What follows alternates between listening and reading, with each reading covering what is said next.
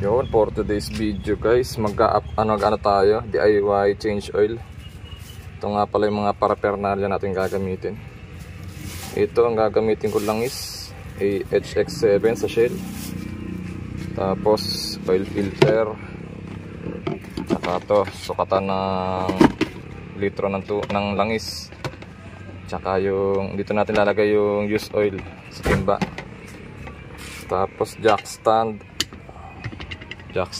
tsaka itong crocodile jack. Gagamit tayo nitong power tools na impact wrench para mabilis maangat. Size 30. Ano? Diba? Mabilis.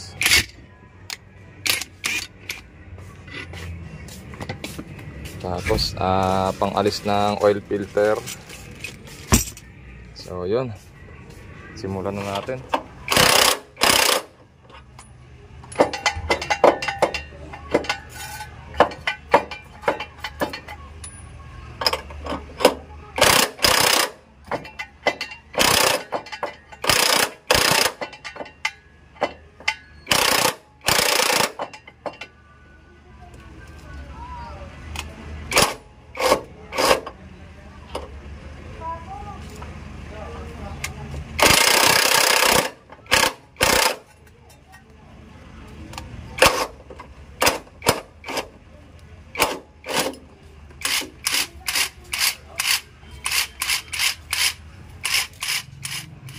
Kada 5,000 nga pala ako nagpapalit ng langis. Ayan o, itim na.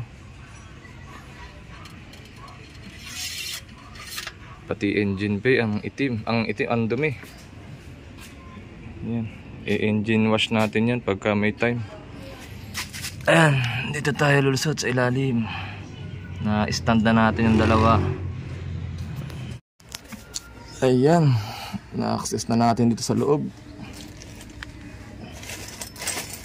Gamit tayo nitong medyo masikip lang number 14 na socket wrench para matanggal tong drain plug. Tapos ito naman yung sa pag-alis ng oil filter. Ayan, hindi ko na mabibidyo kasi masikip, kaya kakat ko na lang. 1, 2, 3. Ayan. Ayan na, maagos na ang lumang langis. Hintayin lang natin ma-drain. Sunod natin yung oil filter. Ayan, tapos kung meron naman kayong brake cleaner, sprayan natin, linisan natin.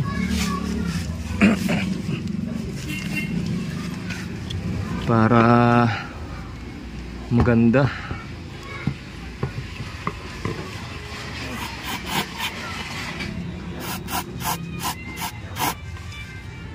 Ayan.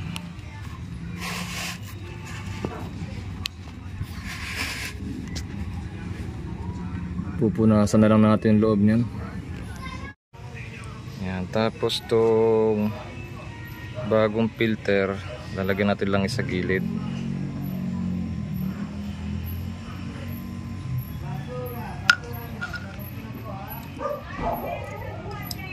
para susunod na magbabaklas hindi siya matigas. Kung may mga basura kayo, itali nyo dyan ha, huwag yung pagkakalati.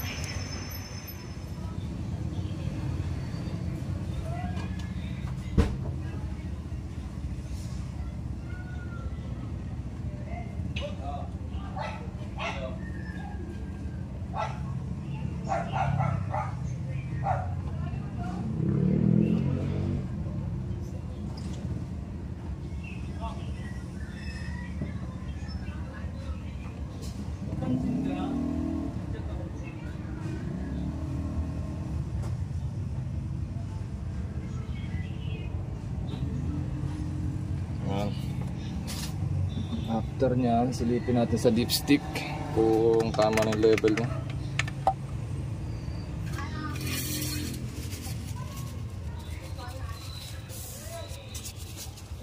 Kailangan hanggang dito lang, hindi lalampas dyan sa dot na yan.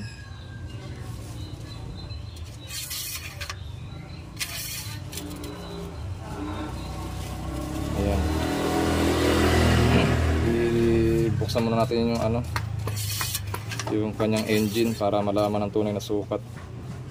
Papaanda rin ng 5 minutes, tapos papatiningin natin ng 3 minutes.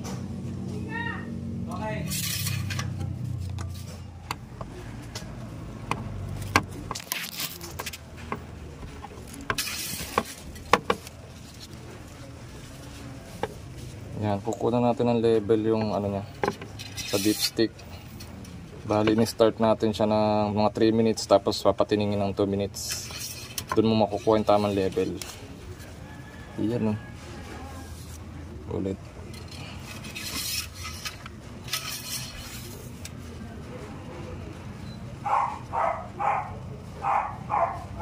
Yan, tamang-tama lang level niya hanggang dito. Hanggang dito yung level. Hindi natin inubos yung 4 liters.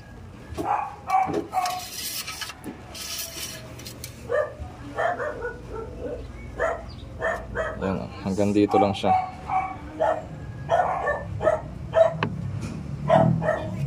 So yun, ganun lang pag change oil, basic.